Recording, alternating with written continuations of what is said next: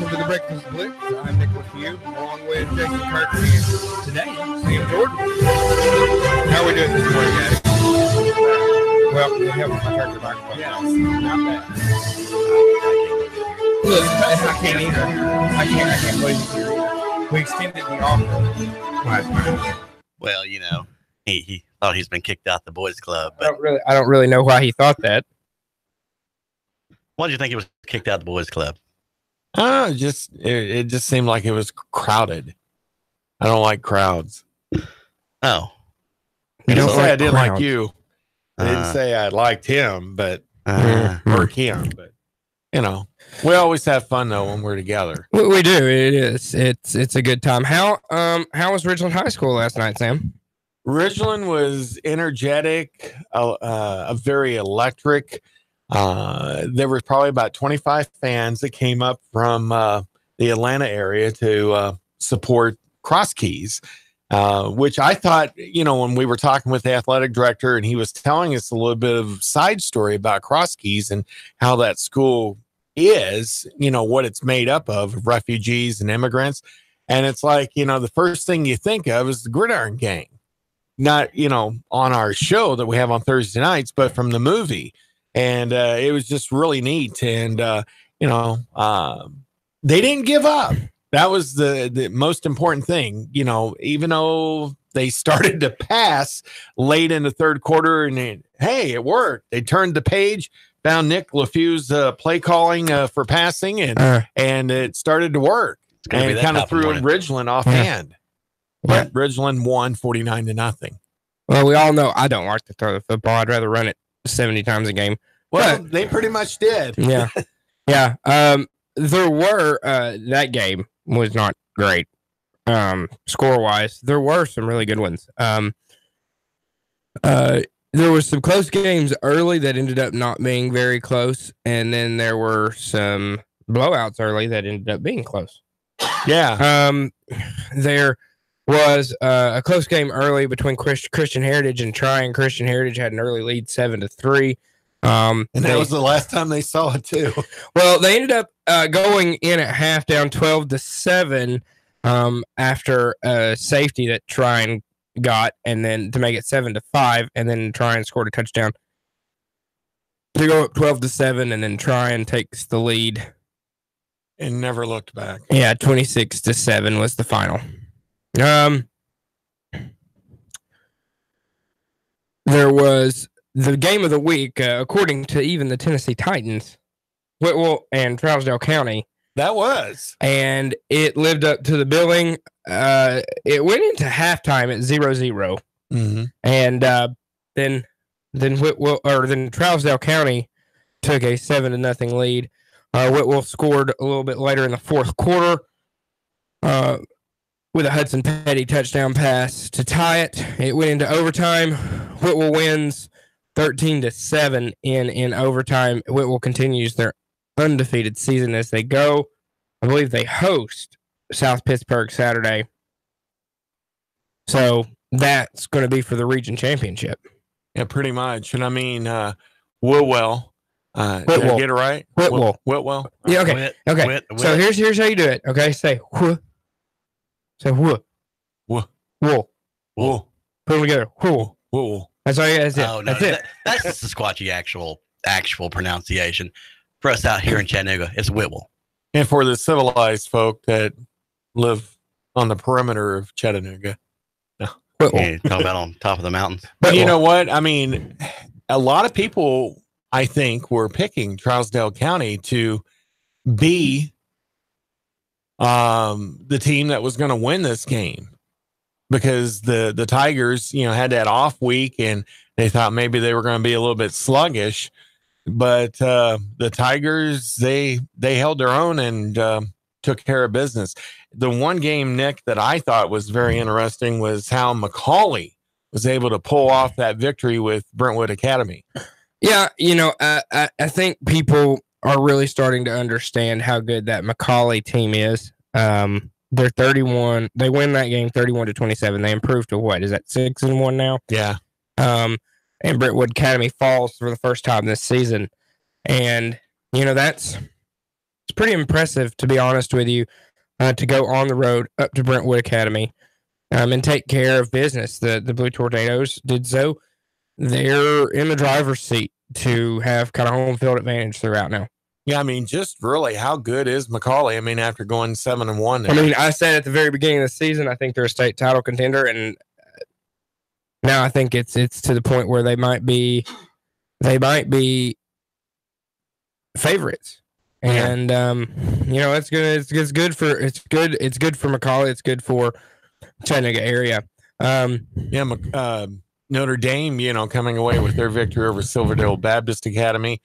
Notre Dame could be in that same boat, heading to Cookeville. Agreed. And we did have Ottawa and McMinn County in a close game as well. Ottawa defeats McMinn County on the road 20-17. Ottawa's been somewhat of a surprise, though, this year. I mean, they've had some tough opponents and some that you would have thought would have took care of Ottawa. But, the Owls, they're just not giving up. No, Ottawa's perennially a team that's going to compete and make a run in the playoffs. They'll win 2 or 3 playoff games. I'm not going to think that they're going to make it to Cookeville to get a chance to win a state title, but they are going to be a force to be reckoned with in their region and in their classification. McMinn Central gets their first win of the season against Bledsoe County, 22-21. That was a little bit of a surprise for me. Yeah, I mean it was, but I mean neither team's really good, so I don't really think that much about it. But it's good for McMinn Central to get that win, though. Yeah. To get off the schneid. Speaking of getting off the schneid, East Ridge with a big win against Chat Central. Central falls at home to East Ridge, and we had Coach Tim James on the show Thursday night. Keon and I did while you were out in Cleveland, Sam, and I got banished. And it was. You could feel kind of a quiet confidence from Coach James about the game. They felt like they had a good game plan. They had preached about being able to do what they really wanted to do. The one thing Alonzo Russell played, and that was a big key too. The one thing I'll add here about East Ridge is you got to see them here earlier in the season, and Keon and I saw them here the other week. They're not a bad football team. They're just young. They're very young. I mean, freshmen and sophomores dominate the team here. And, they're going to have their act together here within the next year or so. I mean, this is not a bad football team. They're taking their lumps right now. And the one thing I was mentioning to you off air before we went on the show is what's happening with Chat Central. I mean, they had an easy victory there in week 1, and they got another victory, and they've just been kind of like on a losing skid here lately. Yeah, I don't think though, to be honest with you, like I really don't think that Chattanooga Central going in, I don't think we thought they were that great anyway. I think they had luxury of a little bit of an easier schedule early on, and now the schedule's catching up to them a little bit, and East Ridge is just a team that wanted to win, and they did a great job, and were able to do so. Alonzo Russell had a couple of touchdowns, which is if you thought East Ridge was going to have a chance to win, you knew that quarterback Alonzo Russell was going to have to be the one to do so. Yeah, I mean, he's a playmaker. I mean, he is not afraid to, get out of that pocket or slide up through. He's very mobile. For sure. Agreed. And, it's good for East Ridge. Red Bank improves again to 6-0. Hey, I got a question. What happened with the score last night? I don't know. I knew when Jason said that, I felt like that wasn't right. And, it was on there. Like I saw it too. Like it was on Max Preps as the score. I think you got to remember anybody and everybody can post on Max Preps. Right. The problem was, though, anything else that would update scores was not doing so for that game. Yeah. So we just kind of had to. Our colleagues over at the Chattanooga Times Free Press one of the reporters jumped on that one pretty quickly for you guys. Yeah, and Kevin had updated it throughout the night, and had just kind of stopped, and I just assumed because it was such a blowout that he just kind of stopped updating on Twitter, and he did. And that was basically what happened, and then he reported the final. So that's why you always check your sources. That's right, and that's why I said I don't want to really announce that one yet. Because I mean, when you're listening on the radio, it's like the doubting Thomas was just coming out in a big way. It's like, I'm not so sure about this. But you remember that night you and I were here. We had the same issues. Oh yeah. One source had one thing, one source had something else, and then another source had completely something different. Welcome to live radio. Right. And that's, sometimes a pitfall, when you're trying to be as up to date as possible. But Nick, what would have been your big game? I mean, that you were really impressed with as far as, the outcome and everything, or how it played out? Would it have been East Ridge? Would it have been McCallie, or how bad Red Bank just trounced all over Walker Valley? I really think I'm going to go with East Ridge just because I really thought McCallie would beat Brentwood. I've had a lot of confidence in this McCallie team all year. So I'm going to go East Ridge just because I really didn't think they had an opportunity.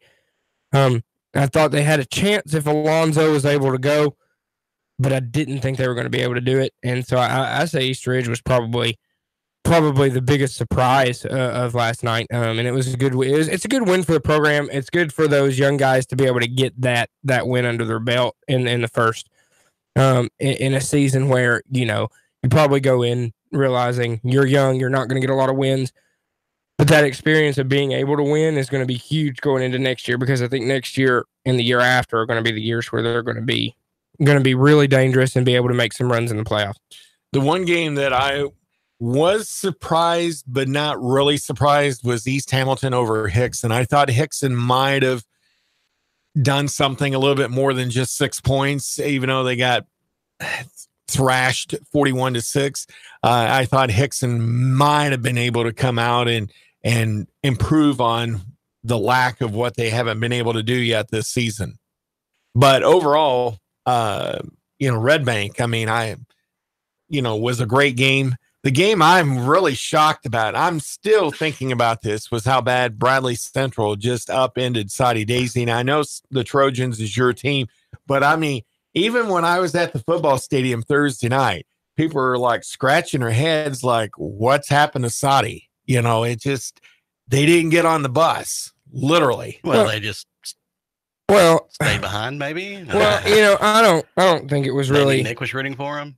That might have been part of it.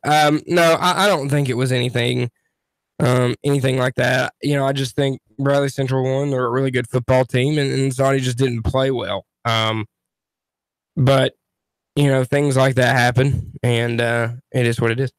Yeah, Garrett Richardson was probably the lone bright spot for Soddy, on that kickoff return, and brought it back 35 yards. And other than that, Soddy wasn't really able to maneuver the ball around much at all. Yeah, they did get the score and everything, and went for the 2-point conversion. But I mean, Bradley Central was clicking in every department, whether it was offensively, defensively, or special teams. And it was just mind blowing because, Soddy, they had the 2 losses going into that game.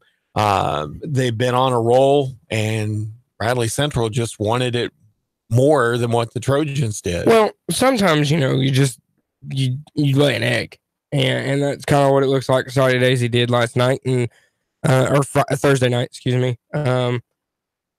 I mean, it happens, and if you're going to lay an egg, at least lay an egg against a good team that you had a chance to maybe not win that game. I'm not going to say they didn't have a chance to win the game, but you definitely had a chance to lose it. So I think if you're going to lay an egg, that's probably the best. That's the best case scenario to do so.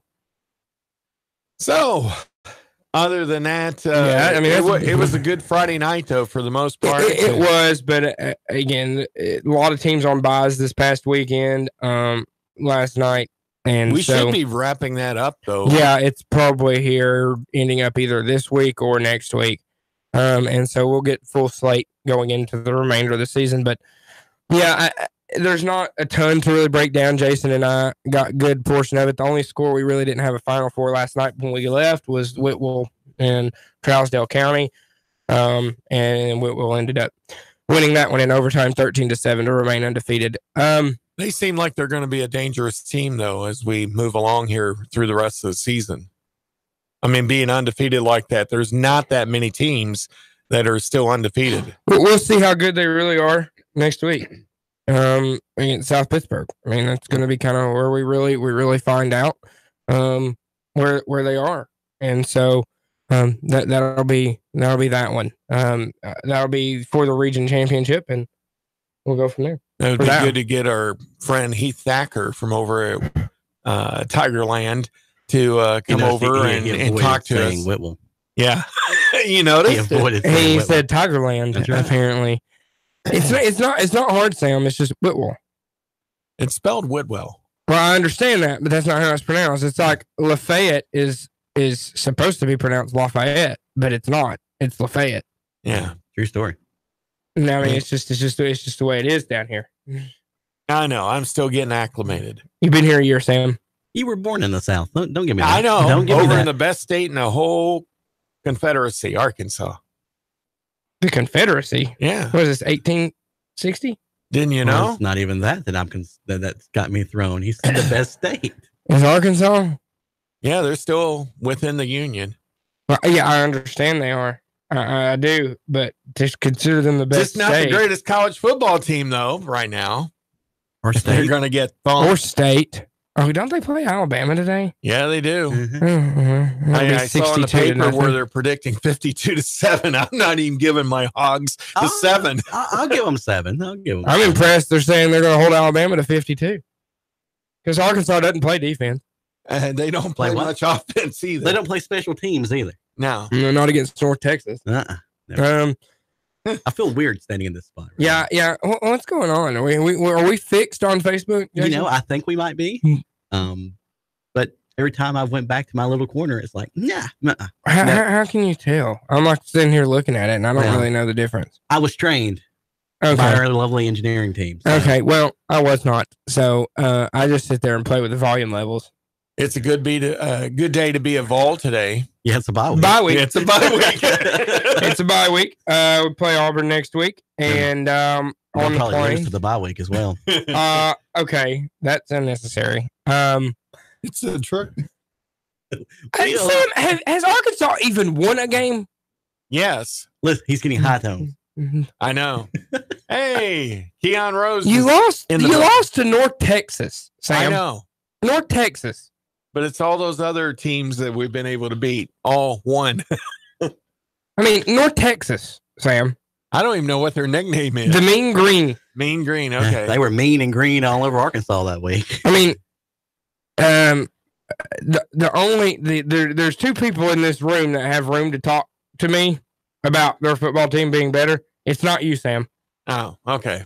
Yeah, that's all right. It's not you. I can't believe it's me. Thank you, Beth. Thank you. We finally got someone to confirm that we sounded well. He didn't really say. I'm going back to my say, but I gotta assume. All right, I'm all thrown off with our setup here. This is a different one than we're used to. Well, Facebook was crapping out this morning, so Jason had to play producer and fix it. Engineer. Different hat. I mean, you're still producing something. I'm engineering right now.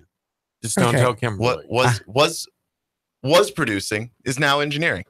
And if it keeps it up, I have a hammer. I'll be destructive. Yeah. I'm going to take that over the head of Mike Steele. I'm better watch kidding. Out. You're going to get a phone call. You're going to get a phone call. And then I swear, if we end up talking about NASCAR again, I'm going to lose my mind. We got 1 minute. Roval. It was fun. It was great. No one else liked it but me. I'm the minority. Didn't watch a second of it. It was really entertaining. Not going to lie. The finish was phenomenal. Phenomenally? Whatever. The finish was great. Yeah, well, I didn't watch a second. Jimmy Johnson spun out. That was good. Right. Right there at the end and let Ryan Blaney win. Ryan Blaney is a cool guy. He is. His parents on the track, that is just over the line in Ohio from where I don't know who your college football team is. Oh, boy. Have they even showed up all year? Yes, actually. They did. They showed up to their cupcake games. Well, and they showed up against Georgia, They showed too. up against Georgia. I thought Yeah. they played really well against Georgia. Considering Guess what's coming up next? a break. Besides that, He's going to tease something. yes or Is BS? Okay. Well, that is a The game. long-awaited game show. That's the game that we're going to play. We're going to go to break because this has just gone off the rails. We'll be back.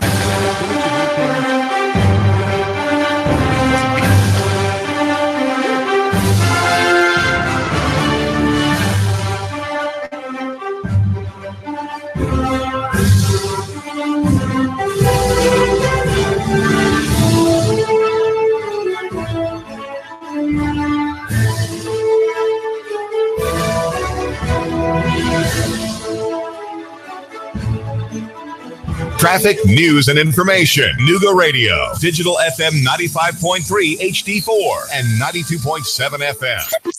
3, 2, 1. Chatta, Nuga Radio. Digital FM 95.3 HD4, 92.7 FM's news now. Kirby Wallace was on the TBI's top 10 most wanted list, and he was taken into custody on Friday morning. Rob Edwards with the Humphreys County Sheriff's Department said he was arrested in the woods, and his weapons have been recovered. Wallace accused of killing 2 people, torching a home, and stealing a car. Road construction to continue over the weekend and into Monday on I-24 going across the ridge cut. Crews working to replace a section of deteriorating concrete in the far right lane heading westbound. Work was expected to take place over the weekend into Monday on 27 at the Old Jotty Bridge, but it was finished early, so road closures will not be a problem. Case closed after a bizarre turn of events where the police believe a man who shot a victim on Windsor Street was shot and killed himself. 18-year-old Arion Lane was found shot to death on East 3rd Street. The suspects came forward and turned themselves in. Lane's accused of shooting and killing Teonte Rice on Windsor Street on the 28th. Russell Stroud, Nuga Radio News Talk 92.7 Action News now. David Toulis. I made the move 1 o'clock every weekday afternoon, 1 till 3, Nuga Radio. 92.7. Nuga Radio. Chattanooga weather. After a little patchy morning fog, quickly heating up with lots of morning sunshine for your Friday. Highs later on back into the upper 80s to near 90 tonight. Lows into the upper 60s. For the weekend, continued very warm, if not hot, with only spotty afternoon showers possible. Highs into the upper 80s. Check out Glass Farm Nursery now with a big selection of pansies and violas to beautify your lawn and garden, as well as first quality 8-inch mums, only $5.99. Glass Farm, Highway 11, 4 miles south of Trenton. And I'm Swarm Gene 12, Chief Meteorologist Patrick Poor. Nuga Radio 92.7. Where to go for lunch today? Go to the Top. The Top of the Hill Country Buffet offers a delicious lunch buffet every day. Golden fried chicken with mashed potatoes from scratch, daily fresh vegetables, a full salad bar with all the fixins, and fresh homemade cobbler. In addition to the buffet, Top of the Hill also offers a full menu. Plus, kids eat for $5 all day. Top of the Hill is located in Ringgold on Remco Shops Lane and is open 11 a.m. to 8 p.m. Monday through Sunday. Where are you going for lunch? Go to the Top. I live, work, and play in Chattanooga, the scenic city. But when it comes to my next car, truck, or SUV, I'm Alabama bound. Fort Payne, Alabama, and Landers McClarty Ford. Big city selection of new and pre-owned vehicles with the small town price and friendly service.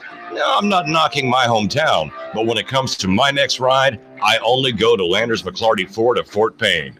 Their selection is huge. But if I can't find what I want, they'll find it for me with the same low price, same great service, and only a short drive away. And I can go online to look around before I leave the house. Got that next dream ride in your head yet? Yeah, you do. Get a head start at LandersMcClartyFord of FortPayne.com. Don't just dream it, find it at LandersMcClartyFord of FortPayne.com. That's right, Landers McClarty Ford of Fort Payne, Alabama.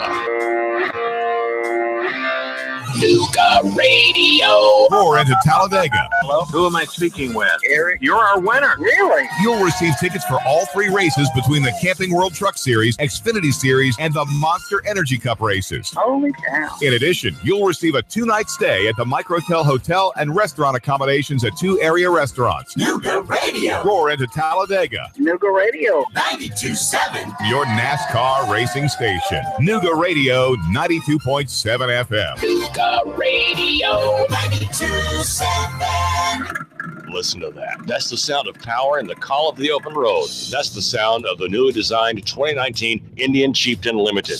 Yeah, Indian. It's more than a bike. It's an experience and an American icon. The place to find it, Indian Motorcycle of Chattanooga, along with their entire new 2019 line.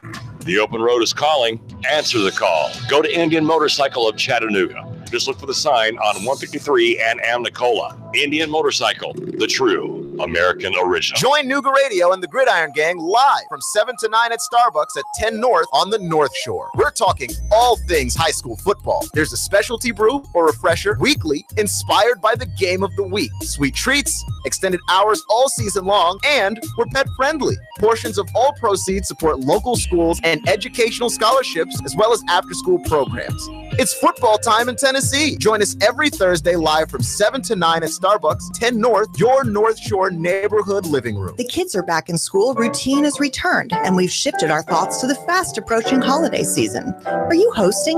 Want to spruce up before your guests arrive? Whether you want new color and exciting wallpaper or elegant window treatments, the designers at Chattanooga Paint and Decorating can help.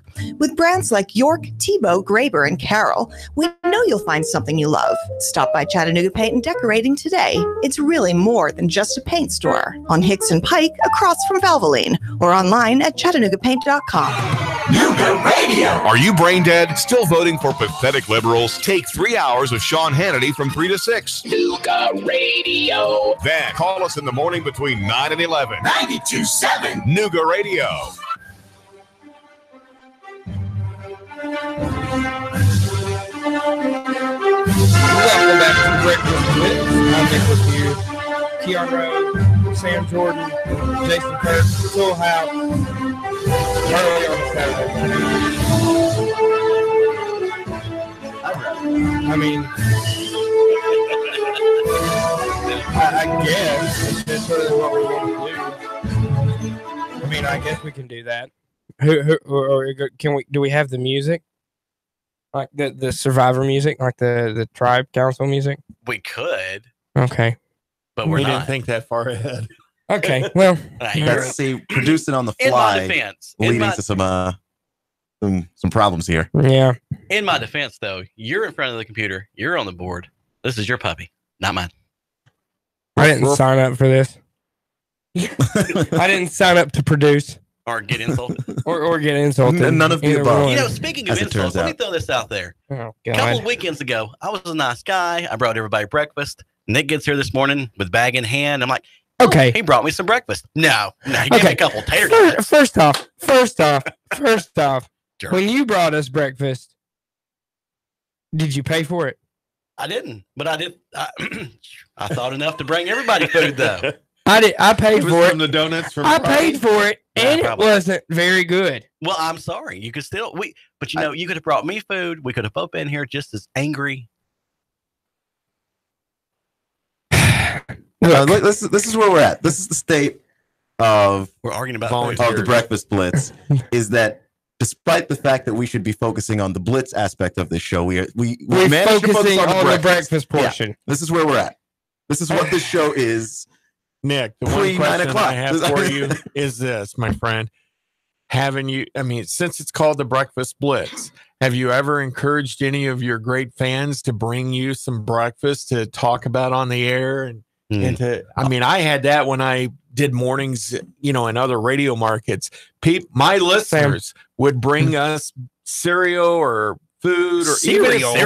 Even if it was from McDonald's. Okay, that's fine. But cereal? Wait, cereal from McDonald's? I'm not gonna lie. Cereal is the one food I put that together. My bowl, my spoon, my cereal, my milk. I don't want you bringing that to me. That's strange. That is a little strange. I don't even want cereal. Cereal's awful. Especially in the studio. Any cereal. Look, all right, let's get this thing back on track. We have already devolved into hard hitting cereal talk. I'm about to put the system into manual and send us to another break. Just walk out. Now this is why I'm not here. Now you're listening to Breakfast with Nick Leffew. Yeah, get the Now milk. you're Finish listening to to- breakfast. We'll break down every aspect of the first and most important meal of the day Whole for milk you. or 2%? Whole milk. Neither, because I don't eat cereal because it's god awful. I do eat cereal. Also, whole milk. What? That's just chunky. What is the other 98%? When you get 2%, what's the other 98%? Water. Why would that be okay? What about 1% or skim milk? Come on. Ugh. Oh, Might as well drink water. Might Okay. as well. That's beat me with a baseball bat. Unpopular opinion. I just hate milk in general. then. Okay. Well, milk is actually my favorite drink. So, yeah, I know you left yours your last That and week. I thought. Kool-Aid.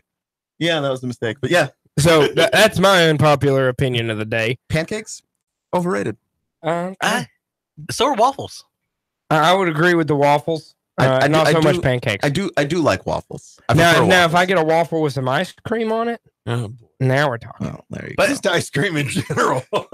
Skip the waffle. But now, here's the question of the day. What are you going to do with those tossed salads and scrambled eggs? Toss salads I with well, breakfast. 10 points if you know what show that's from. I have no idea. Frasier, come on. Frasier. Fair enough. That's the okay, ending yeah. to Frasier. It's been a very long time What are since you I've gonna- watched that show. Tossed salads and scrambled eggs. The question of the day should be yes or BS. Can we please segue into something We have. That was my attempt. You missed that was that. that You was were my still attempt thinking to of the ice cream. transition I would on like over. some ice cream. What ice cream? He was talking about ice cream Oh, I do like ice cream. on waffles. eh.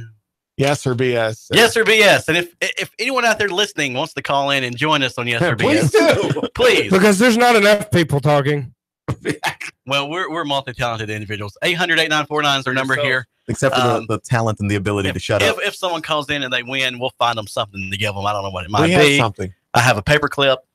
We'll I give have them something. things. Oh, that's right. You do have things over there in your. We'll have you something if you call in and win 800-8949. If you want to play Yes or BS with the Misfits, Breakfast Blitz. the cream. Breakfast Misfits. Blitzers. Yes. All right. Let's Let's just go. Question number one of Yes or BS for October 6th, 2018 edition of Yes. Or, Where's the theme music? Yeah, producer. Where's the theme music? You know Steve what? Harvey. to hell with all y'all. I quit. All right, the fourth time this week. Come on, get original. It's not, but I don't have your record yet, though. You Oh, quit no. 17 times in one day. Wow. Okay, well, this is completely derailed again. Please, for the love of God, somebody ask a question. Yeah. Jim Brown Jim Brown. was known as Chicago Bears, the Galloping Ghost. Who's starting this? I'll start. Okay. Yes. That's BS. It's BS because he didn't play for the Bears. That's right. That's Cleveland. correct. That's Al- correct. Also, not a galloping ghost. Correct. No. Jim Brown just ran through people, so that nickname doesn't even make sense, He really. was like the Blackwell brothers. When he, last said, time. when he said Jim Brown and Chicago Bears, I even like- stopped listening to the rest of it. I was like, yeah, okay. no, that's Congratulations. Y'all got one right. cool. Lester Patrick, coach of the New York Rangers, came off the bench as coach to play for his team. Yes or BS? I'm going to say BS. He did, but it wasn't with the Rangers. Okay, Keon. I was just going to say yes, because that seems like a really hockey thing that could happen. Yeah, I'll go with yes as well. Yes is correct. He was 44 years old and played goalie for the team in the Stanley Cup final. In the what? Hold on. Hold on. When did this happen? Oh, God, back in 1940 something. Okay, that makes a little bit more sense. Back They didn't against wear helmets the either. Montreal Right. Maroons. That's been a many blast moons from the ago. past. I knew that there was a coach that did that, but I didn't think it was with the Rangers. All right. Well, I mean, there was only like 6 teams back then, Sam. So, Yeah, like, that's I mean, true. that's But that was before my time, so barely. barely. Like inches. Yeah. Jim Marshall, Vikings defensive end, Uh-huh. returned a fumble for 66 yards to the wrong end zone. Yes. Yes, I don't know if it's Jim Marshall, but I know a Viking did it, so I'm reasonably confident in this. I'm pretty sure this has happened more than once in football, but this does sound like something very Vikings that would happen. So, yeah, I'm going to go yes. Yes is correct. Okay. Toward the end of the midseason game against the 49ers in 1964, Right. Vikings defensive end Jim Marshall scooped up a Niners fumble and raced toward the end zone nearly 70 yards away. the wrong end zone. Okay, how does this even happen? Is my question. Like, you know which way you're going, right? Like, I mean, I understand. What year was this? 64. Okay, so they didn't have a lot of head protection, so they probably weren't very smart because they had no brain activity left. In defense, I'm going to chirp in here on this. Good luck defending this. I'd love to hear this. When you're out there, I'm waiting. Even defensively, and you're picking the ball up, you don't always have a true sense of where you're at unless you're looking. You know, I mean, you run the opposite way from people. Sam never has a true sense of where he's at, anyways. If you're at the 50, that is the excuse that I give you. But if you have to run 70 yards, you don't realize that you're running to the part of the field that's longer than where you are looking. Like self-awareness. Like that's just silly. But if you have tackled someone, you're on the ground, and then all of a sudden you see the ball loose and you go scrambling trying to get it. I'm saying even if it's behind you, if they're on the 30 and you scoop the ball up and you run more than 30 yards and you're not in the end zone, you might have a problem. You might be headed in the wrong direction. There's indefensible. I refuse. All right. I reject your discussion of Jim Marshall. Well, there was more to the story there before I was rudely interrupted by our host. I'm sorry. With both teams chasing down the field and his own teammates screaming from the sidelines, I turned this into a story, too. Marshall ran into the end zone untouched, tossed the ball out of bounds, resulting in a safety. Oh, God. That is like the worst nightmare ever. So then that also helps with Sam's. That actually kills Sam's defense even more. His team is yelling at you. You're going the.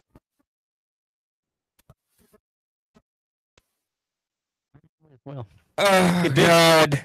Just saying. It did. Yeah, but that's a movie. Yeah. So that makes more sense. Tom Brady. God.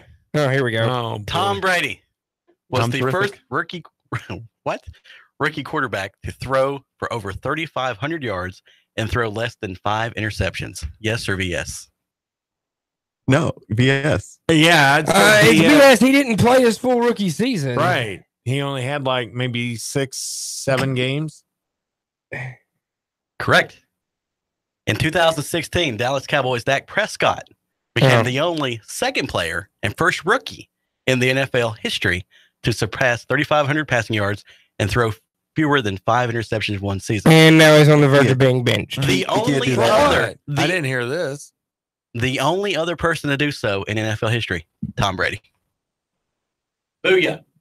Hold on. In his rookie season? Rookie year? That's the facts. Hold on. He didn't play his full season his rookie year because Drew Bledsoe got hurt. Yeah. Well, I didn't say rookie year. I Yes, said. you did. Yeah, you did. No. If you listen to the thing again, the only second player and first rookie in the NFL, Dak Prescott. Okay, so we were right, but we were wrong. Right. Okay. Well, all of us heard rookie somehow. And so I'm thinking, well, Tom Brady wasn't a rookie when he threw for 3,500 yards. Second player, there's keywords here. Only the second player and first rookie was Dak Prescott. Also, I should point out that Dak Prescott will never throw for 3,500 yards again. Dak Prescott hasn't thrown for over 200 yards in 10 of his last 13 games. Cowboy fans are on the verge of losing their mind. They're going to have to draft a quarterback. Why? Because he is god-awful. Because he's terrible. Oh, I've got a good one in Nashville. He hasn't had to pass for 3,500 yards since he lost Des Bryant Blaine and Gabbert? Jason Witten. Huh? You're going to give him Blaine Gabbert? No, Marcus. Why are you giving him Marcus? He didn't do it last year when he had Jason Witten. Did you not see that he won the AFC Offensive Player of the Week?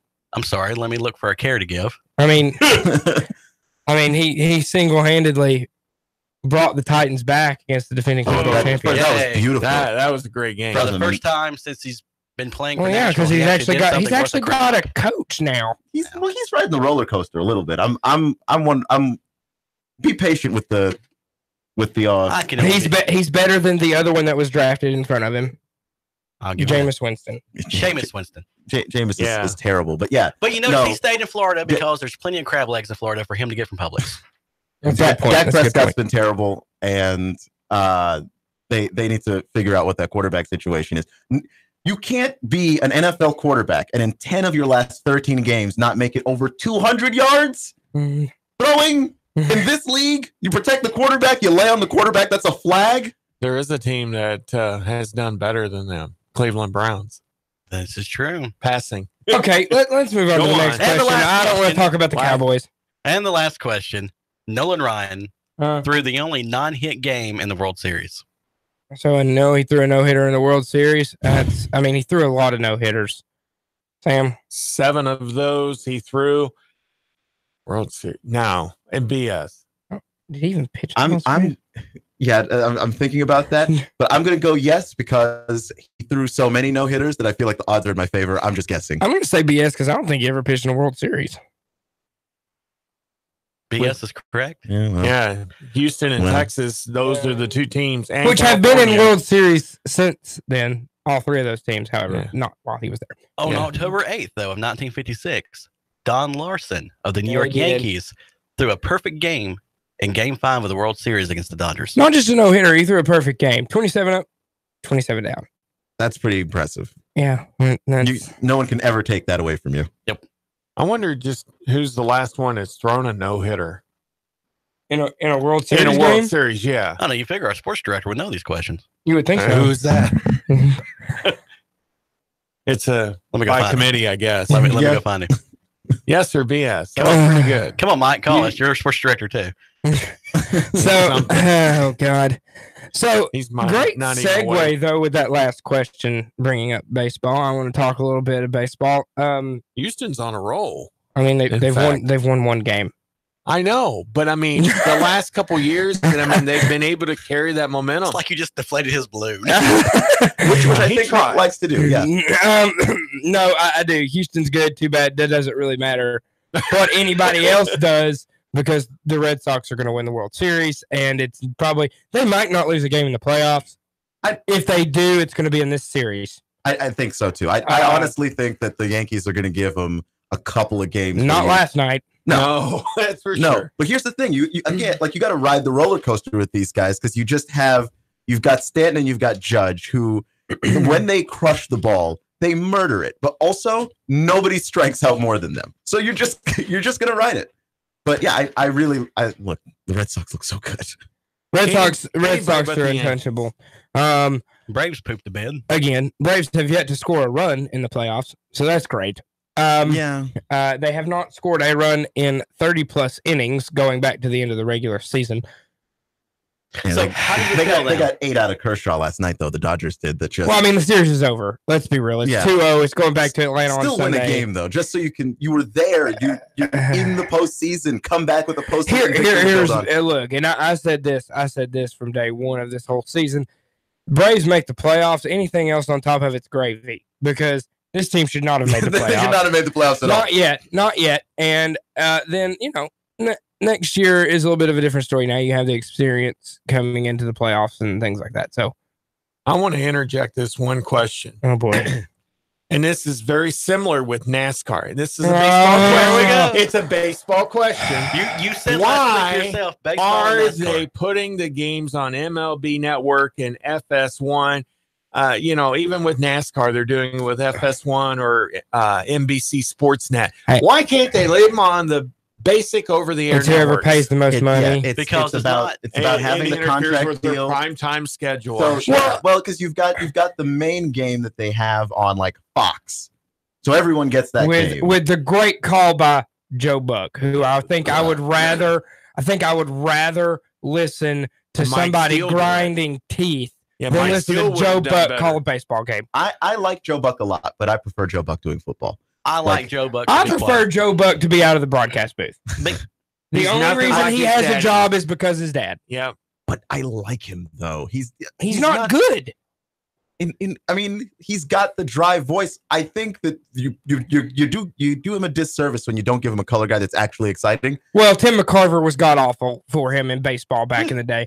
Tim McCarver, you want to talk about a guy? I remember watching 2009 World Series with some of my friends who were Philadelphia Phillies fans. Yes, friends. And they were playing the Yankees. Okay, and I remember Tim McCarver said something, and it was the most obvious statement to anybody who's ever watched a baseball game. And my friends started throwing stuff at the TV because of Tim McCarver. look, I think you can say obvious stuff, right? Like John Madden did this all the time. But the question is, do you have the charm? Do you have the charisma? Tim McCarver has all the charisma of a porcupine on your face. If you don't want it, it's painful. That's a good one, Keith. Nobody asked for this, and here we are. I couldn't even tell you who does his color now. But me neither. In baseball. Because to be honest with you, if the Braves are on Fox, I'm going to listen to it on the radio. And I'd rather listen to baseball on the radio than watch it on TV anyway. And then, because there's nothing like listening to a baseball game on the radio. So the connection of networks with FS1 and MLB Network. Look, if NBC wants in on this action, CBS, they got to pay. And you act like MLB Network's a bad spot, but let's be real. What they've pulled out. Fox has got Joe Buck, the Braves, and the Dodgers series. Bob Costas is on the call. Oh God. Okay. First off, Bob Costas is one of the best baseball play-by-play guys ever. Yeah, he's good at that. I will give him that. And you're going to, and as long as he can keep his political views out of the broadcast, I don't give two craps about political views. I don't care. And look, politics is stupid anyway. So let's be real. I watch a baseball game for sports. If he wants to interject with some stupid thing he cares about, sure, whatever. I don't care. And I'm not going to listen to it anyway. So it doesn't matter. I listen to him call a game. He's the best in the business at calling a game. And it's not like he's bringing the political opinions into the play-by-play. No, he brings it into the pregame. Yeah, which is fine. Honestly. Which nobody watches anyway. That's what pregame is for. It's just people bloviating. Yeah, so we're filling space. We've done this. I mean, we don't bring politics into it, but we've just talked to fill pregame space. I don't bring politics into it because I don't know anything about it. So I don't care. We need Bob Uecker. Harry Dole. Bob Uecker. Thank you. Good morning. Harry Dole to call the games. Yeah, except the FCC wouldn't agree with that. Man, they're who's listening anyway? They're useless. You can't say that on the air. Who's listening anyway? Oh boy. Major League, baby. All right, we'll be back. We're going to go to break. Let's just do it.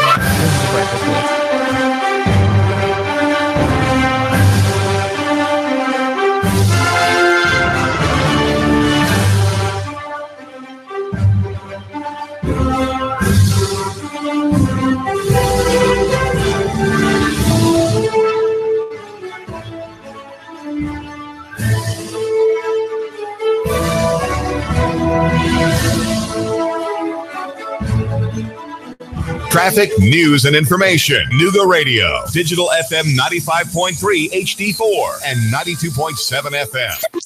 3, 2, 1. Chatham, Nuga Radio.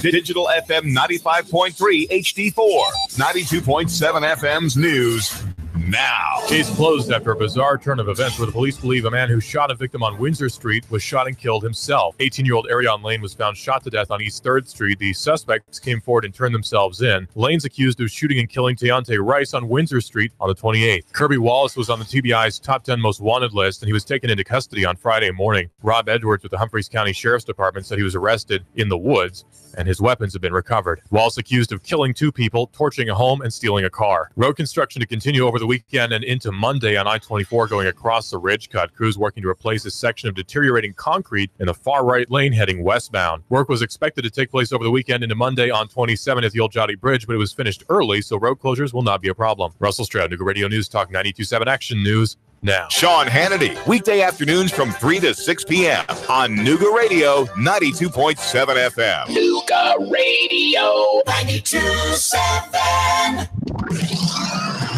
Nuga Radio, Chattanooga weather. After a little patchy morning fog, quickly heating up with lots of morning sunshine for your Friday. Highs later on back into the upper 80s to near 90 tonight. Lows into the upper 60s. For the weekend, continued very warm, if not hot, with only spotty afternoon showers possible. Highs into the upper 80s. Check out Glass Farm Nursery now with a big selection of pansies and violas to beautify your lawn and garden, as well as first quality 8-inch mums, only $5.99. Glass Farm, Highway 11, 4 miles south of Trenton. And I'm Swarm Gene 12, Chief Meteorologist Patrick Ford. Nuga Radio 92.7. Your home is a constant work in progress. Repaint the walls? Yeah, easy enough. Leaky faucet? There's a video for that. But roof repair? You might want some help. That's where Chattanooga Roofing Contractors come in. They have 3 generations of roofing excellence you can count on. Leave the ladder in the garage. Go to chatroofing.com. That's chatroofing.com for Chattanooga Roofing Contractors, a roofing company you can trust. My ex recently hacked my email and my social media, and it really caused me some problems. I changed all my passwords, which helped, but I'm still getting trolled, maybe even stalked. I know it's him. I just can't prove it. My business, well, it's been broken into twice already. I've got cameras, but that only helps after the fact. I'd rather prevent it from happening in the first place. Unity One East is your solution to these and many other security concerns. With private investigation, security services, and backed by decades of real-life experience in military and law enforcement, Unity One East is your instant contact for security, investigation, and consultation to help protect you, your family, and your business. No 1-800 number, no red tape, no wait, because Unity One East is local and available 24/7. Reclaim your peace of mind. Call Unity One East, 475-6206, 475-6206. Whether you have marginal, moderate, or even extensive hair loss, you don't have to live with it. Finally, there's a procedure that becomes a part of you, and it requires no daily maintenance or special care. Let Apollo Hair Systems give you a free hair and scalp analysis today. Call 423-803-1011 and schedule this free evaluation today. Open Tuesday, Wednesday, and Thursday from 9 a.m. to 6 p.m. Friday and Saturday, 9 a.m. to 3 p.m. Apollo Hair Systems, 5512 Ringgold Road in Chattanooga. 423-803-1011 for Apollo Hair Systems. It's that time of year again. For the 7th year, Wings Over North Georgia Air Show will be Saturday, October the 13th and Sunday, October the 14th. You'll see some of our government's finest assets flying in the world today.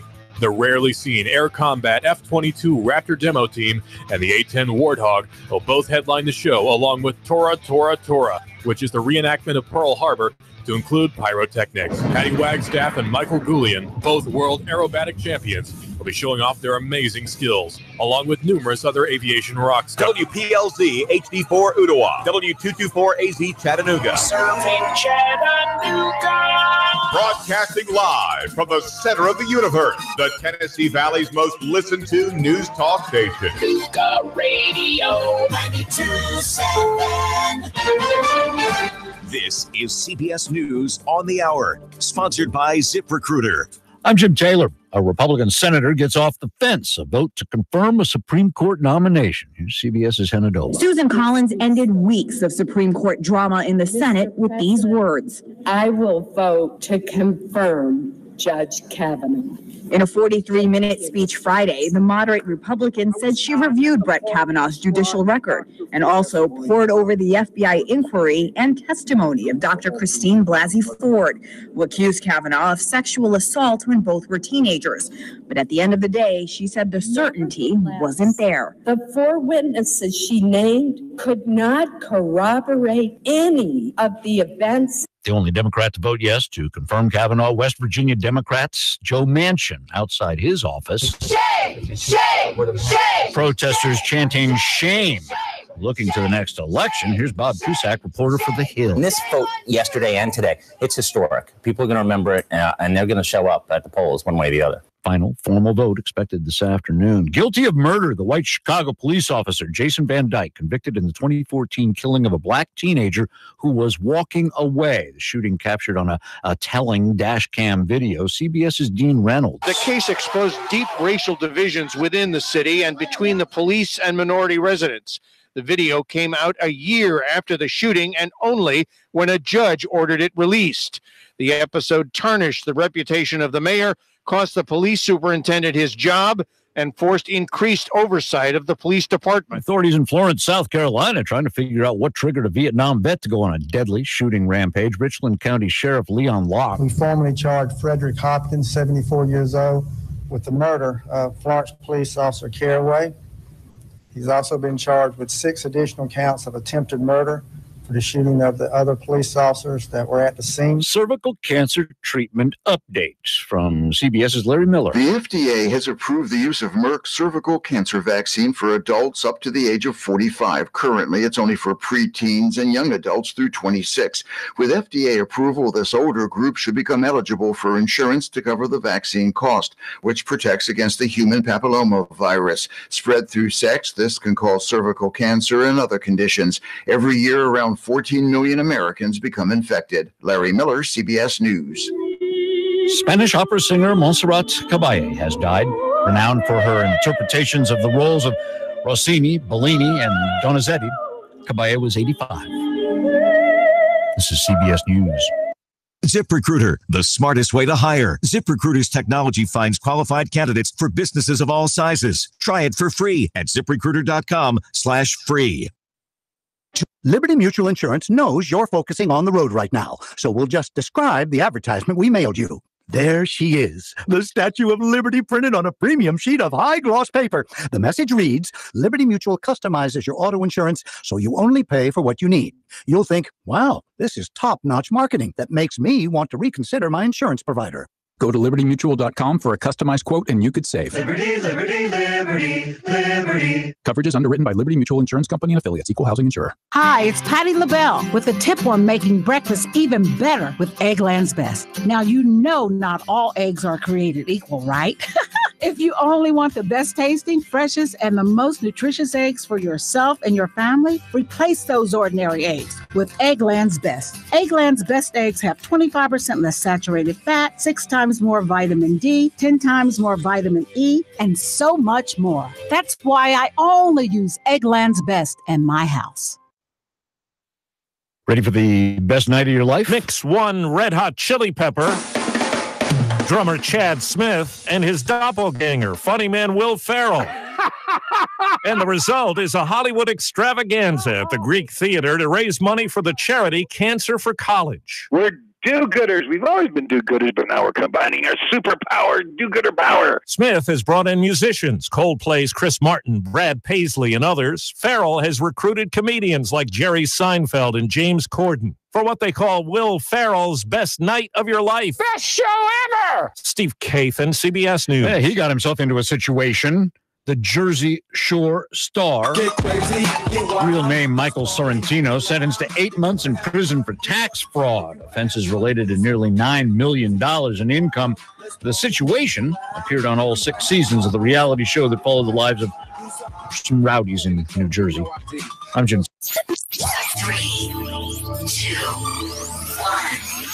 Chattanooga Radio, Digital FM 95.3 HD4, 92.7 FM's news now. Case closed after a bizarre turn of events where the police believe a man who shot a victim on Windsor Street was shot and killed himself. 18-year-old Arion Lane was found shot to death on East 3rd Street. The suspects came forward and turned themselves in. Lane's accused of shooting and killing Deontay Rice on Windsor Street on the 28th. Kirby Wallace was on the TBI's top 10 most wanted list, and he was taken into custody on Friday morning. Rob Edwards with the Humphreys County Sheriff's Department said he was arrested in the woods, and his weapons have been recovered. Wallace accused of killing 2 people, torching a home, and stealing a car. Road construction to continue over the weekend and into Monday on I-24 going across the ridge cut. Crews working to replace a section of deteriorating concrete in the far right lane heading westbound. Work was expected to take place over the weekend into Monday on 27 at the Old Jotty Bridge, but it was finished early, so road closures will not be a problem. Russell Stroud, Chattanooga Radio News Talk 92.7 Action News now. Chattanooga Morning News with Russ and Val. Weekdays from 6 to 9 a.m. on Nooga Radio, 92.7 FM.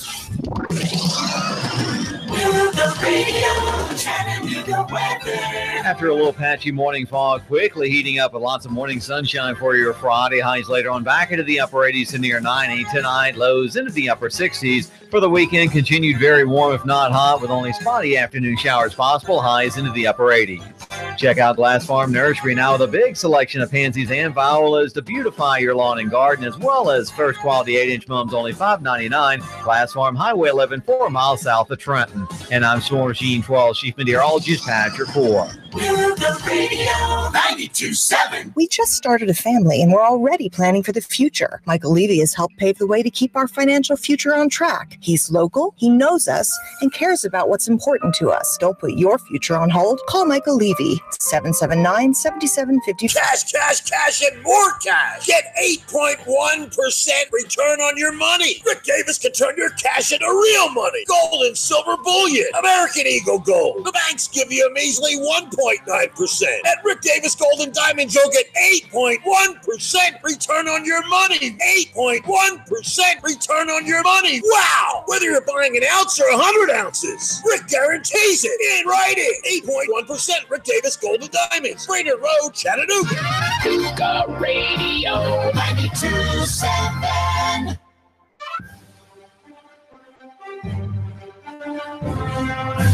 Welcome back to the microphone. We were back live. I'm glad you heard me. Welcome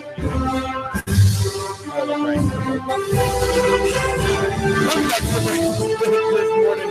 It's October 6th, 2018. 9:08 a.m. Eastern Standard Time. If you're doing Nashville, it's 8 minutes past the hour. 8 minutes past the hour. It's your weather on the 8th. Okay, Locals well, on read it the to us 8th. then. It's right there in front of you. What, the weather? If you're going to do weather on the 8th, right there on top of the Simeon right there. Yeah. It's a balmy 67.1 degrees outside Fahrenheit. It's misty skies, winds out of the west at 3.4 miles an hour. Huh. Oh, man. I miss my calling in life. Let's stick to sports. Okay. The weather's not our deal. Well, Patrick Core does not have any competition from you. No. Look, I'm not going to sit here and act breathe a sigh of like relief on that. Patrick is safe for one more week. But you know what? You do crack me up when we do our weather. And if you're watching Facebook Live, he dances through the weather bed. I love the weather bed. I will make sure we get you a copy of the weather bed so you can just play over and over. It's just playing in my head right now. Yeah, playing in your car. Play in your car. I'll just drive all around and do that all day. Chattanooga weather. Yeah. Dancing in your car. That's it. I get really excited when I'm listening, driving around, and the weather comes on. It's my best part of the day. I can get you the whole bed without Patrick Core. I don't know. Sometimes I need my weather updates, though. Well, you can still listen. Okay, so we'll move on. Before, well, go ahead. Sam's gone. Yeah, we lost one. So we voted him off the island. As it turns out, I think we'll vote him off the island every week. Yeah, he is the weakest link. It looks like he's going to join us for an hour in the morning and then jet because apparently we're not good enough for him and he's got something else better to do. He's got to prep for that Arkansas game. Like what? The funeral? He's got to go buy his tux. He's got to go see the Undertaker, buy a coffin. Well, obviously, we're gonna talk a lot of college football, basically ad nauseum this hour. But before we get into college, I do want to kind of hit on some hockey. It's NHL opening weekend. Opening week started Wednesday night. Predators played Thursday. Keon, your Caps got a big win in opening night, raising the banner and then blew the Bruins out of the gym, which is great because I hate the Bruins. Oh, me too. So that's huge. Happy for that. Love me some Alexander Ovechkin, or as I like to call him, Oven Chicken. Well, it's great to know he survived Siberia in the he did, and he is alive and well and playing hockey. And apparently sober enough to play the game at a high level. And just to kind of another before we get to the Predators, another note: the New York Islanders, who are now coached by Stanley Cup champion coach Barry Trotz, got their first win. He just walked out the door. He's like, I did enough. I've never seen that before. You win the Stanley Cup and you just go, I'm out of here. And he's like, I'm going to go rebuild another one. Well, he spent so long in Nashville and then went to... He was first coach in Nashville. That's right. And then went to Washington and, created a championship team and won a championship. And now he's like, He go to New York and he's got some young talent there, led by Captain John Tavares and others on the island. Yeah, John Tavares is a beast. Look, Barry Trotz can do whatever he wants. He's good in my book. Yeah, he won you a championship, first one for the city of Washington in decades. It feels like, and just couldn't do it in Nashville. Well, the in the team's existence. So. Yeah, but I'm talking about just the city in general. Oh, well, first one, since the Super Bowl with Gibbs. The Super Bowl in '91. Yeah. Yeah, so big. That's huge for the city of Washington D.C. Great job for the Capitals, and they're going to be a force to be reckoned with again this year as well. Predators go on the road Thursday night. They played in the Garden, Madison Square Garden, played the New York Rangers, who many think are going to compete in the Eastern Conference this year. They made some interesting moves. They traded. They got some young. They got a little younger, but they looked good. To be honest with you, I was very impressed with the way the New York Rangers looked. You saw a battle of really old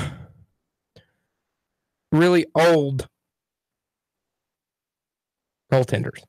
Yes. Yeah. Henrik Lundqvist and Patrick Pekka Rinne. They have their reputations, and that's about Apparently, Sam chimed in and says Tavares plays in Toronto now. I was not aware of that move. Me neither. Not gonna lie though, I pay zero attention to anything the Islanders do. So that's a good point. I wouldn't have seen that one, and also that seems ridiculous that you would ever allow him to leave or trade him. However, it is that he got to Toronto. Yeah, you pay that man some money. Anyway, Predators go on the road to Madison Square Garden, get a 3-2 victory. Yeah. Never mind. What were you gonna say? No. Who'd you say? John Tavares. No. The Rangers goalie. Henrik Lundqvist. Okay. Just making sure.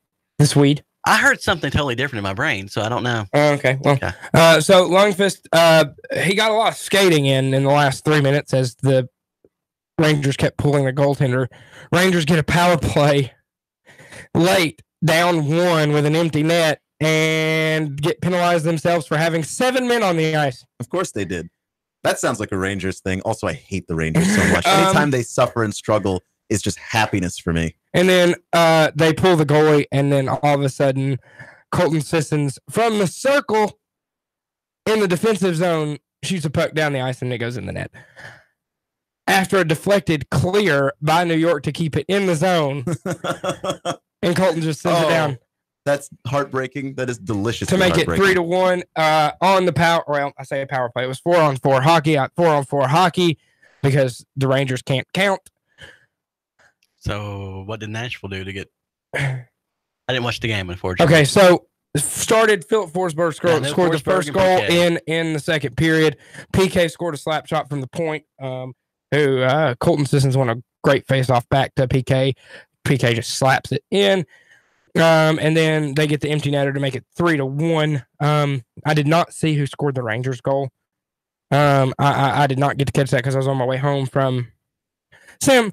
Just off-season move. That's not true. Max Pacioretty, the captain of the Canadiens, was traded to. Canadiens. That's how you say it. The Canadiens. Because it's French. Because it's French and they're weird. No, Sam. The biggest off-season move was Max Pacioretty getting traded to Vegas, along with Paul Stastny signing with Vegas. Vegas got better, which unbelievable. But hey, and Marc-Andre Fleury looked unbelievable in the first period of that Flyers game before I fell asleep. I don't know who ended up winning that game. I believe it was 2-1. Philadelphia when I fell asleep. I don't really know who won that game.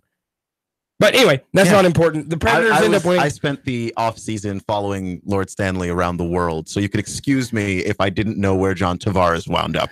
Yeah, but again, Vegas does get better with the addition of those two. Why? Those two, Max Pacioretty, and I hope that Vegas never gets an NBA team, so that consistently, like, that's the most important sport in that town. Well, it's going to be football. Well, but like, there's not an overlap there. You can still follow the Golden Knights and the Raiders. If you bring an NBA team in, I think there's a level of competition there, and most people will choose the NBA. You're right.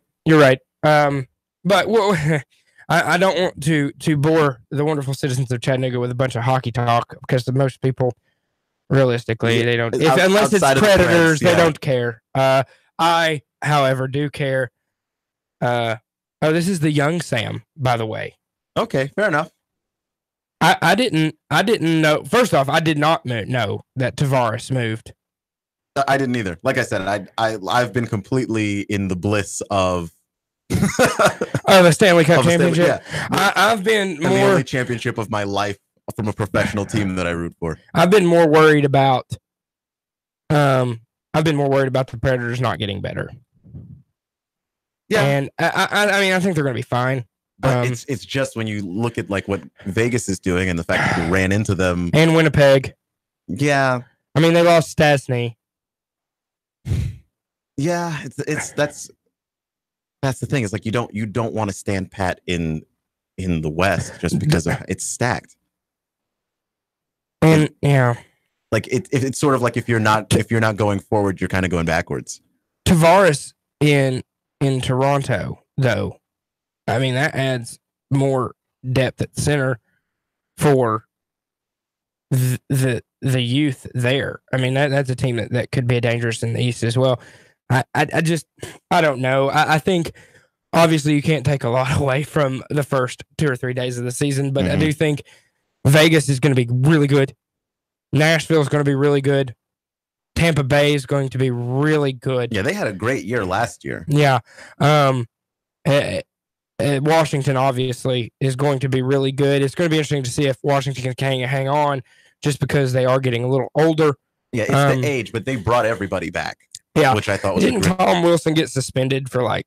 He did because he's Tom Wilson and he couldn't help himself. I love Tom Wilson. Preseason hit gets himself suspended for 20 regular season games. God, I love Tom Wilson so much. If you're going to do it right. He's like Austin Watson.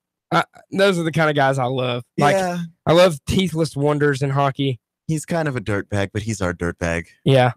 Yeah. So we're gonna move on. But the Predators do have an interesting schedule for the next few days. Yeah, I know they go. They're still on the road, right, to the Islanders, and then they come back home Tuesday night for the Flames. Stay at home Thursday for the Jets again, and then go. They're back at home still for the Islanders back Saturday. So getting the Islanders out of the way early in the season. Interesting to me that the way the schedule lines up. I think a lot of those games are very winnable. I think tonight's winnable against New York. The Islanders, I do think. The Flames should be a good, easy game, too. Yeah, Flames are not very good. The Jets may be about the only problem they've got on this whole next 7 days. The Jets are really good. Oops. Yeah. Kick to the equipment. Look, well, we'll I see. have turned into the apprentice engineer. I'll come over and body slam you. I have crawled around the studio. I've been underneath every cabinet, every table, behind the. Don't screw up my stuff. Fair enough. Okay, we're gonna move on. We're gonna move on from hockey. Good conversation for hockey. That was a good 10-minute conversation on hockey. NASCAR? No, we're not. I'd rather punch myself in the forehead. No, I think that might have been enough NASCAR talk for me for the entire year. Okay, so we're gonna move on to college football. Well, my Vols don't play today, so that's nice. Try to win the bye week. I might try to just do a bye week myself and just not watch any football. That's a lie. You know it. Yeah, I may watch 1 or 2 games today. Got a lot of things on my plate, but today. But I do. I'm interested to see a couple of games. I'm interested in how bad Arkansas is going to get beat. I just want to continue to see what Alabama does, and it has nothing to do with who they play at this point. I feel like I say this every year. This might be the best Alabama team we've ever seen. Well, okay, let's put it into perspective. Alabama in previous years, since Nick Saban has been there, has averaged 30 points a game. This season, they are averaging 54 points a game. Oh my God! What is their average margin of victory? Do you have that pulled up by any chance? Oh man, because it's got to be in the 30s. Yeah, it's obscene, is what it is. Let me see if I can go ahead and grab that. But yeah, I'm not going to sit here and say they've played a really, really tough schedule. They haven't, because they haven't. They played Louisville, which realistically, when they scheduled that game, that probably was a big game. So you can't blame Alabama for that. That's them scheduling big out of conference, and it just kind of fell apart because Bobby Petrino's falling apart at Louisville. They did beat Texas A&M. The average scoring margin for Alabama for the last 3 games is 39.7. Overall in the 2018 season, 41.2. I mean, that's just ridiculous. Is anybody going to beat them? I mean, I know they not this week. They play LSU soon. They play Auburn at the end of the year. Who is their other East team other than Tennessee? Does anybody have that? Who is their East draw? Because it's probably going to be like Vanderbilt. No, that was last year. So, because it Kentucky, maybe Kentucky. The other East team they play, Tennessee and Auburn, Mississippi State. They're west. They're west. That's right. Is that Kentucky? Well, here's the rest of the schedule: Arkansas, Missouri. Missouri. Oh God. Yeah. Okay. I mean, Missouri. Look, I'm going to sit here and I'm going to complain for a minute. Okay, I have about 5 minutes to complain, so I'm going to complain. That's your show. You can complain at 9 o'clock. And in fact, that is the show. So, Yeah, as a Nick complains. as a Tennessee fan and as a Tennessee alum, here's my problem. Alabama plays a tough schedule. They play a tough schedule every year because they're in the West. I throw the East out here, and they play a joke. Everybody plays a joke of a schedule every year in the East, except for Tennessee. Tennessee always draws Alabama because they're their rival, which is stupid to me. That's not a rivalry anymore. For it to be a rivalry, it's got to be like kind of close in splits, and it's not. Are we a little sore? No, I'm not sore. I'm not sore about having. I'm not sore about Alabama. I'm not sore about Alabama. I'm sore that Tennessee has to play them every year. That's, right. Let's take a look, for instance, at Georgia, who is a very good team and one of the 3 teams in who are the obviously nation. They do get Auburn every year. That's their rival. So that's y'all tough. get Vandy every year too, though. Not that that's a rival. I mean, it's a tough game normally, but y'all get Vandy every Look year. at the rest of the schedule: Austin P, South Carolina, but so does everybody else in the East. MTSU, Missouri. Then they play Tennessee. You get Vandy next week, or Vandy this week. LSU, bye week. Florida, Kentucky, Auburn, UMass, Georgia Tech. We almost lost to UMass last year. Well, let's take LSU. Well, yeah, but that was the previous administration's I'm not throw fault. West out the board because the West is tough. Yeah, the West is tough. They have to play each other. I'm not going to sit here and complain about the West. The West is tough. Minus probably 2 teams in the West. The West is really good. Minus Ole Miss and Arkansas, the West is really good. Like take for instance, Vandy's schedule. Middle Tennessee, Nevada. They did play Notre Dame, they did play Notre Dame, and let's be real. We're gonna find out how real Notre Dame is this week when they play Virginia Tech, because Vanderbilt has not looked good since they played Notre Dame, and they played Notre Dame really close. Yeah, I'm actually a Notre Dame believer. I know I'm not, because I don't believe in Brian Kelly. He killed the guy. Me neither. I don't believe in Brian Kelly either. I think he's a bad person, but I do like their quarterback. I think he's playing Wimbush. Yeah, he's hurt. But he's out. Oh well, there you go. He's out against Virginia Tech. But I okay. So without him, that does make that harder for them. But I think when they have him, I actually like Notre Dame a lot. But this is their toughest game they have left. So yeah, but then they play South Carolina, Tennessee State. They do play Georgia, Florida, obviously Kentucky, Arkansas, Missouri. Like everyone gets to play Missouri. My point with the schedule, because Tennessee, everybody in the East plays everybody in the East. Everybody in the West plays everybody in the West. That's the throw out. My thing is Tennessee always draws Alabama. Okay, so that's tough. And a lot of people said the same thing back in the day, but back in the day you had 5 East games and 3 West games. Now you have 6 East games and 2 West games. Okay, Tennessee draws this year Alabama and Auburn. That's not fair. Last year they drew out Alabama, LSU. That one. The year before that, Alabama, Texas A&M. Where's my Ole Miss? Where's my Arkansas? Next year, Mississippi State. Well, you remember what happened last time Arkansas came to Knoxville? In 2015, I understand that, but that's when Arkansas was good. Arkansas was actually ranked then. Now Arkansas is an absolute disaster. Who do we get now? Auburn. Who do we get next year? Mississippi State, who's probably going to be better next year than they are this year because their backup quarterback's better than Nick Fitzgerald. Look, I hear you. I don't know what to say. You go to non-conference games. First off, we're the only conference in the freaking country that has at least 12 teams that doesn't play non-conference games. Play non-conference games. You get 3 West games. You get 6 East games. That way, you're not playing a team every 17 years. Or whatever it is. It's 7, I think. I exaggerated a little bit. Bad Tennessee luck by the time you get the team that's the best version of that team that has ever existed. Yeah, and I mean, last time Tennessee played Mississippi State, for instance, was while Dan Mullen had it rolling in 2012. And speaking of rolling, we got rolled. And, of course, Derek Dooley, that was the game he got wheeled up to the press box, coaching the game in the press box in a wheelchair because he had hip surgery. And then the remainder of the season, he coached on a stool with a cane. Intimidating. I know.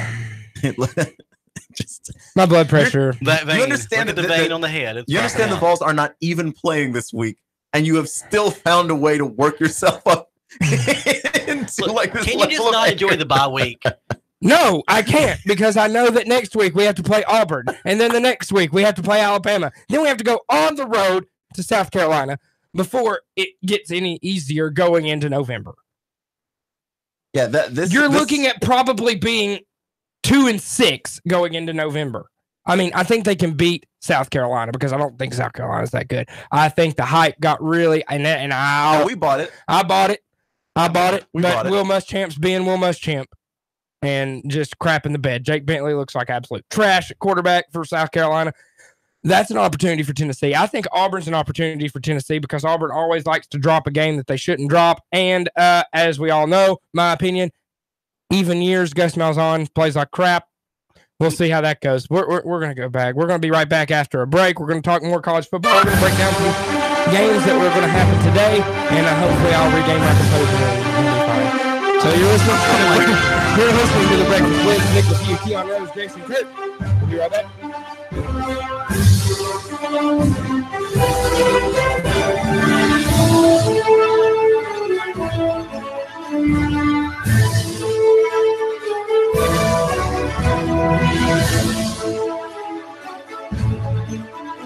Traffic, news, and information. Nuga Radio. Digital FM 95.3 HD4 and 92.7 FM. 3, 2, 1. Chatter, Nuga Radio. Digital FM 95.3 HD4. 92.7 FM's news now. Kirby Wallace was on the TBI's top 10 most wanted list, and he was taken into custody on Friday morning. Rob Edwards with the Humphreys County Sheriff's Department said he was arrested in the woods, and his weapons have been recovered. Wallace accused of killing 2 people, torching a home, and stealing a car. Road construction to continue over the weekend and into Monday on I-24 going across the ridge cut. Crews working to replace a section of deteriorating concrete in the far right lane heading westbound. Work was expected to take place over the weekend into Monday on 27 at the Old Jotty Bridge, but it was finished early, so road closures will not be a problem. The case closed after a bizarre turn of events where the police believe a man who shot a victim on Windsor Street was shot and killed himself. 18-year-old Arion Lane was found shot to death on East 3rd Street. The suspects came forward and turned themselves in. Lane's accused of shooting and killing Deontay Rice on Windsor Street on the 28th. Russell Stroud, Nuga Radio News Talk 92.7 Action News now. David Toulis. I made the move 1 o'clock every weekday afternoon, 1 till 3, Nuga Radio. 92.7 Nuga Radio. Chattanooga weather. After a little patchy morning fog, quickly heating up with lots of morning sunshine for your Friday. Highs later on back into the upper 80s to near 90 tonight. Lows into the upper 60s. For the weekend, continued very warm, if not hot, with only spotty afternoon showers possible. Highs into the upper 80s. Check out Glass Farm Nursery now with a big selection of pansies and violas to beautify your lawn and garden, as well as first quality 8-inch mums, only $5.99. Glass Farm, Highway 11, 4 miles south of Trenton. And I'm Storm Sheen 12, Chief Meteorologist Patrick Moore. Nuga Radio 92.7. Where to go for lunch today? Go to the Top. The Top of the Hill Country Buffet offers a delicious lunch buffet every day. Golden fried chicken with mashed potatoes from scratch, daily fresh vegetables, a full salad bar with all the fixins, and fresh homemade cobbler. In addition to the buffet, Top of the Hill also offers a full menu. Plus, kids eat for $5 all day. Top of the Hill is located in Ringgold on Remco Shops Lane and is open 11 a.m. to 8 p.m. Monday through Sunday. Where are you going for lunch? Go to the Top. I live, work, and play in Chattanooga, the scenic city. But when it comes to my next car, truck, or SUV, I'm Alabama bound. Fort Payne, Alabama, and Landers McClarty Ford. Big city selection of new and pre-owned vehicles with the small town price and friendly service. Now, I'm not knocking my hometown, but when it comes to my next ride, I only go to Landers McClarty Ford of Fort Payne. Their selection is huge. Then if I can't find what I want, they'll find it for me with the same low price, same great service, and only a short drive away. And I can go online to look around before I leave the house. Got that next dream ride in your head yet? Yeah, you do. Get a head start at LandersMcClarty Ford of FortPayne.com. Don't just dream it, find it. at Landers McClarty Ford of FortPayne.com. That's right, Landers McClarty Ford of Fort Payne, Alabama. Nuga Radio. Roar into Talladega. Hello? Who am I speaking with? Eric, you're our winner. Really? You'll receive tickets for all 3 races between the Camping World Truck Series, Xfinity Series, and the Monster Energy Cup races. Holy cow. In addition, you'll receive a 2-night stay at the Microtel Hotel and restaurant accommodations at 2 area restaurants. Nuga Radio. Roar into Talladega. Nuga Radio. 92.7. Your NASCAR racing station. Nuga Radio 92.7 FM. Nuga Radio 92.7. Listen to that. That's the sound of power and the call of the open road. That's the sound of the newly designed 2019 Indian Chieftain Limited. Yeah, Indian. It's more than a bike. It's an experience and an American icon. The place to find it, Indian Motorcycle of Chattanooga, along with their entire new 2019 line. The open road is calling. Answer the call. Go to Indian Motorcycle of Chattanooga. Just look for the sign on 153 and Amnicola. Indian Motorcycle, the true American original. Join Nuga Radio and the Gridiron Gang live from 7 to 9 at Starbucks at 10 North on the North Shore. We're talking all things high school football. There's a specialty brew or refresher weekly inspired by the game of the week. Sweet treats, extended hours all season long, and we're pet friendly. Portions of all proceeds support local schools and educational scholarships as well as after-school programs.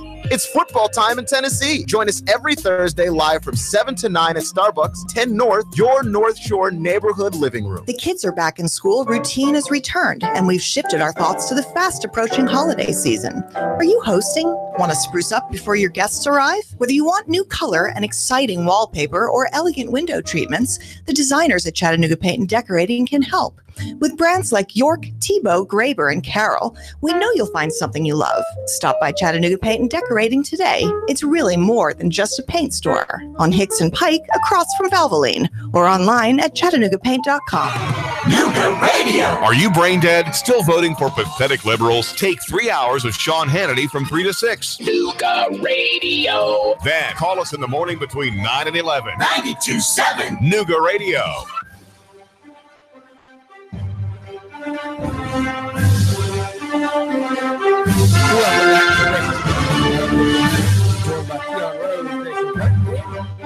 Scott Schrader here, host. We've got the Nuga Radio here on the board right after the show.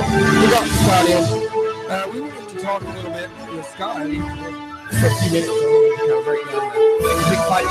So he knows a lot more than we do about it. So if there's one sport he's always told me he's an expert in, it's this one. Well, I don't know about an expert, but I've got a passion for it. So. Well, you sound like an expert compared to us. McGregor tonight, what's going on? So, I mean, this is one of the biggest fights of the year, probably in the last 5 years, as far as talent amongst the fighters. So you've got Khabib Nurmagomedov, 26-0. I mean, this guy is just a wrecking machine. He smashes anybody that he gets into the ring with. This kid is, I think he's 28 years old. He's been wrestling, like there's videos of this guy. His dad had him wrestling bears in Russia. That might sound like an exaggeration, but there is literally a video of him wrestling a bear. That's so awesome. As a little kid. I mean, and this guy is raised in an area of the former Soviet Union called Dagestan. And Dagestan is it's one of these areas that these are guys raised in the Caucasus Mountains. I mean, you're talking Attila the Hun type people. He kind of looks like Attila the Hun. Yeah, and so these guys, I mean, just a different breed, you know. And I guess you see it sometimes in the fight game. You see certain people from certain areas of the world start taking over the fight sports, you know. In boxing, remember, it was white guys, then it was Jewish guys that were really the right. ruling boxing, you know. And it I guess it's like as a certain people start hitting a certain socioeconomic class, and as they're coming up, you know, that just hard scrap, you know, lifestyle that they're used to lends itself toward a fighting culture. And as you kind of establish yourself, then, you get kind of fat and lazy and nobody wants to fight anymore. Yeah, there's like a good intersection there where you've had to struggle enough so you're tough, but you have the free time to actually fight. And once you reach that point, I think in boxing, Mexican boxers at one point, like once they hit that point, they just took over the sport. Mm-hmm. Yeah, and like I said, it went from the white guys to the Jewish guys and then Italians, and then you had the Mexican fighters. Then, in the 90s, you started seeing these Russian fighters start to take over, like and now Klitschko and Klitschko and you got Gennady Golovkin, you've got a lot of these guys are coming up. It'll be interesting to see where the next major fighters are coming. Maybe we're going to find Tibetan fighters or something like that. We're running out of earth to find these fighters. Kind of give us a breakdown on Khabib's style. Not everybody knows. Everybody knows Conor McGregor. Even just your casual fans of MMA know Conor McGregor. What's Khabib's style? So Khabib's style is ground and pound. He will put you on your butt, push your head into the cage, and literally just maul you. His top control is incredible. His takedowns are great, but when he's got you on the ground, your ability to stand back up is just not there. I mean, he controls the legs. He's got extreme power in his hips. You think you're getting back up, and the next thing you know, you're flying backwards. With your feet over your head, hitting the mat, and then the next thing you know, this guy is just on top of you, wailing down punches again. Yeah. So, did you happen to find the odds, Keon? Yeah, minus 160 in favor of Khabib. That makes sense. I'm more of a boxing guy than I am MMA. I love watching a good boxing match. However, I will say this fight has me intrigued. Mm-hmm. Just because of one, Conor McGregor. Anytime such a polarizing figure in the fighting world, no matter be boxing, be MMA, whatever, Conor McGregor, very polarizing, very fun to watch. I saw a picture from the weigh-in yesterday, or whenever they did the weigh-in, and he was flailing at Khabib, trying to kick him. And I was just like, what is it? This guy is crazy. And Khabib's just standing there like, what are you doing? We're going to fight on Saturday. Like, quit being, what are you doing? Well, because Scott talked about Khabib and the wrestling bears, which I have actually seen that video. It's insane. There's no other way. Like, father just has his son just wrestling bears, but that's got like an urban myth kind of thing to it. Conor's got a similar thing going on with just the way that he talks himself into myth. It's a weird thing. The drunk Irishman mentality. Yeah, I mean, there are a few crap talkers that have, kind of set themselves far and above. So everybody knows Muhammad Ali. Yeah. To a lesser level, you had a guy in the UFC, Chael Sonnen, who was great. I miss Chael. That was a fun run that he had. Yeah, that was good. But now Conor has just taken it to a completely new level, and everybody wants to know what's Conor going to do next, what's Conor going to say next. But for this fight, you haven't seen as much press coming out on it.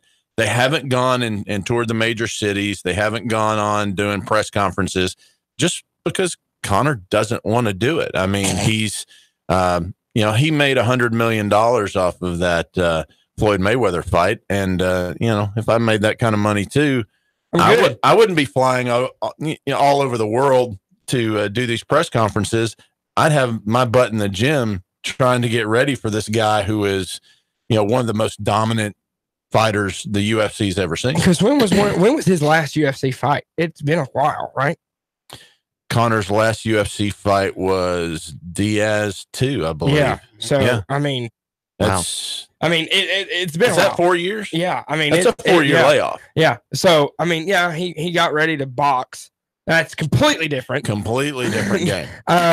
And even though you saw his MMA instincts come in to effect when he started boxing, started rabbit punching, which you can't do. That was just a stunt though. It was fun. I bought it. I bought into it. I bought the fight. I watched the fight. But you look at how he performed during that fight. It was not bad. I did not expect that well of a performance. Yeah, I mean, you've seen other boxers go in against Mayweather and look a lot worse, and they're dedicated to boxing. Yeah. And no, I was completely impressed. And not just like any boxers, good boxers. Like he took away Maidana in Maidana 2. He took away Canelo. And Canelo couldn't touch him. It's bizarre. Like, and then Conor went in there and landed some shots, and I didn't expect that at all. Yeah, I was surprised by that too. I mean, I don't think anybody with any rational sense was going to think that he was going to win that fight. That McGregor was going to win that fight. It would have taken him landing the punch.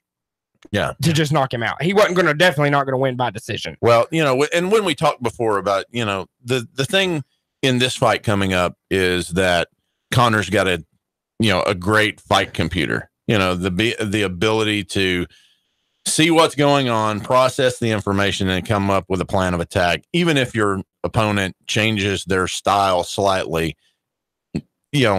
Conor's computer is running at a very high level, but his fight computer comes nowhere near Mayweather. Yeah. Mayweather's, a lot of people want to make fun of him because his reading ability and all that. But remember, IQ is not just based on book smarts or how well you can do math. When it comes to the fight game, Mayweather's a genius, and this is and that's Conor's, what his education was, right? And Conor's about at genius level when it comes to his striking, his ability to move. That's one thing that's going to make this a very interesting fight because Khabib's ability is in the takedown and in the ground and pound, whereas Conor's ability is in his pinpoint accurate striking, and also his footwork is on another level as well. Okay, I'm going to put you on the spot here at the end here. Okay. When, how, who wins tonight? Okay. Now, keep in mind, I'm putting no money on this whatsoever. so don't take Scott's betting advice right now. Yeah, do not take this as betting advice, but I'm probably calling, I'd say probably 4th round by referee stoppage, Khabib. Okay. Yeah, I think that's fair. I do. Again, I'm not going to sit here and act like I'm an expert in MMA or in UFC, but I know enough about these two big fighters to know I would probably agree with you. I think Khabib's going to win the fight. I think McGregor has a shot. Oh, I think McGregor has a shot. I really think if Mayweather's going to win it, he's got to win it early. Yeah. I don't think he's going to match Khabib's stamina, and I definitely don't think he's going to match Khabib, on the ground. His ground skills are just not there. He's going to wear him out. Yeah, but I mean, this could be. You could see this as being the last fight for both fighters. I know there's rumors out right now that Khabib's talking about after this fight he wants to beat McGregor and he wants to retire. And of course he probably should because there's nobody left for him to fight. I mean, he's 26-0, go to 27-0, go out beating, the UFC's poster child. Yeah. And that's it for him. And so but when it comes down to it, I mean, I don't know. I don't know if he'll pull it off because, again, Conor is, gone against some of the most dominant people in the game and made them look like rank amateurs. You're right, and thanks Scott for breaking that down for us. I just got one question. Oh, go for it, Jason. Why did Conor bring out Drake for the weigh-in? I don't know. Because McGregor's a showman, man. I mean, that's what he does. And giving hugs to Drake and all these guys. I mean, that's McGregor. And you're going to see a show tonight. I mean, that's what it's going to be. He's just borrowing out of the Mayweather playbook is what. These guys are like, okay, I like what you do and you like what I do. Okay, we're going to share some of this and they stuff. have that respect for each other. I think they both learned a lot. I mean, yeah. The only thing that Conor has left to do that Mayweather's perfected is to tell everybody that he's retiring and then come back for another fight. Well, I mean, look at Brett Favre. The story of Conor. I mean, if you go back 7 years, this guy's on welfare. Mm-hmm. I mean, he was on welfare, government assistance, and now he's one of the I mean, he's one of the wealthiest richest athletes in he's one of the richest athletes in the world. I mean, this guy's work ethic has been incredible. And, so and he's smart. He knows how to get attention. I mean, he wasn't somebody that was just absolutely dominant starting out. He just got here by hard work and a loud mouth. Yeah, the showmanship portion. Yeah. Well, thanks again, Scott, for joining us. Obviously, you can listen in about 20 minutes to Scott here on Nigger Radio 927 FM. We've Got You Covered Radio. Always got great guests. Who's your guest today, Scott? Today, our guest is going to be covering LED lighting. So we're going to go over that. But also, we're going into our second hour now. Ooh. So what we're going to also be doing is what we've been doing for the first hour is talking about advice for people, having with a home, how to do certain things around their home. But in the second hour, we're going to lead that into for the person who has a small business, wanting to start a small business, maybe something in the trades, and maybe learn a little bit about how our guests got into business for themselves. What were some of the pitfalls? What were some of the things that drove them nuts, scared them to death, made them almost quit, and be able to give some advice for people that want to do things like that. It's going to be great. It's We've Got You Covered Radio with Scott Schrader coming up 10 o'clock. Right after the news break, probably about 10:07, 10:08. So definitely listen to Scott. Thanks again, Scott, for breaking down the fight for us. We're going to, for the last just few minutes here, Jason, do you have some football games pulled up? Oh, I do. All right. So hit us with a couple, Jason. Well, as we know, Alabama, Arkansas is going to start off the 12 o'clock. Do we even really need to talk about this one? What's the spread? I don't have the over-under pulled up. 35. Alabama's favored by 35. Arkansas getting 35. Okay. Also, the over-under is 57. Take the over. Take the over. Take the over. Yeah, take the over. Take the over. If Bama might get the over by themselves, yeah, could easily hit 60 without Arkansas pitching in, which they probably won't. Okay, so Texas, Oklahoma. What's the over or what's the spread? 7. 1 touchdown. Oklahoma to cover. They're going to win by 2 touchdowns. I'm going to take Texas. Of course you are. I've homered myself into this, even though my stomach, I can actually feel my stomach like just falling. Of course you are. Once you utter the words Texas is back, they're not back. You're right. So Texas is back. Stop. Why would you do that? Remember when people said last year when Texas is back when they beat Notre Dame? No. Well, it's like the same thing with being a Caps fan for all those years. It's like once you say it's our year, it's not your year. You win the President's Cup and lose. And I actually refused to say it last year the entire year. Texas is not back. No. LSU and Florida. Point spread. Let's see if I can pull it up here. Got a lot of games to work through in the app. Sorry, sir. We didn't plan this one. My apologies. You're all right. I believe last time I saw it was 2.5 LSU. That was what I saw in the swamp. Well, I'm trying to look it up. Are neither of these teams ranked? Because that would be the only reason why. No, LSU's ranked 5th. Okay. Well, okay. That it just popped up here. LSU's a 2-point favorite. 2 point on the road. Yep. Give me LSU to cover. I think LSU wins by 2 scores. Same. Yep, I agree with that. Okay. And again, really good you remember Florida, I made the statement a few weeks ago about how when Kentucky plays, I root for the elements. Earth, wind, fire. Same way with Florida. Anytime Florida plays, I root for the elements. Earth, wind, fire. Yeah. Whatever. Airplane crash. Yeah. But you don't have to root for all that because I think Joe Burrows is a good enough quarterback to get it done against And, Florida. and the talent will overcome Coach O's onus. All right, continue next. Vanderbilt at Georgia. Point spread. Georgia's number 3 now. Let's see here. Point spread is 25.5 in favor of the Dogs. Give me Vanderbilt to cover, not win outright, obviously. I just think it'll probably be a 3-score game, maybe 24 points. But Georgia will call off the Dogs because they don't want to get anybody hurt. Auburn, Mississippi State. Point spread, please. I'll be watching that with my girlfriend because she is a Mississippi State alum. So, Hell State, I guess.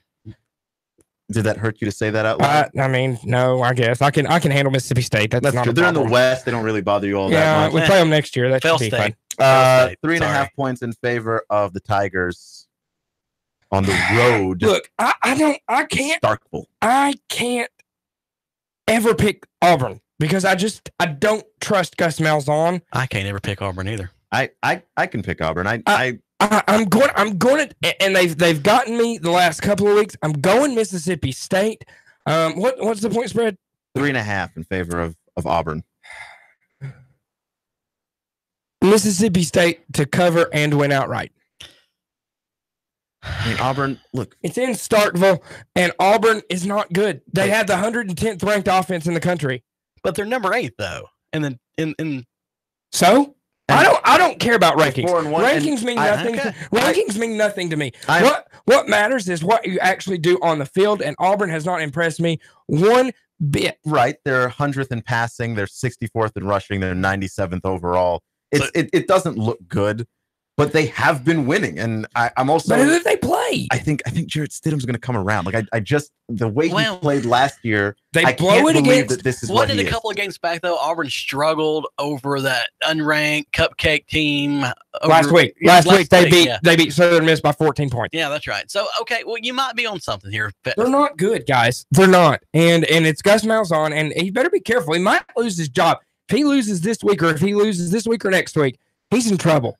Well, the Gus Bus needs to go ahead and pack up anyways. All right, on to the next. He is that guy that when his seat is hot, that's precisely when he performs well. So that means next year they'll have a good year, just like that's always the way it goes. There's no running game. That's how they lose. For Gus Malzahn's offense to be successful, they have to be able to run the football. They can't do it. So there's no. And they build their pass off the run. And they can't do it. And I like Jarrett Stidham a lot. He is, I Jarrett think, Stidham's a great quarterback. But he's not a good Gus Malzahn fit. Gus Malzahn likes Cam Newton. Like Nick Marshall, guys that use their legs. That's not Stidham's game. Notre Dame and Virginia Tech. Just point spread, please. Hold on. Something.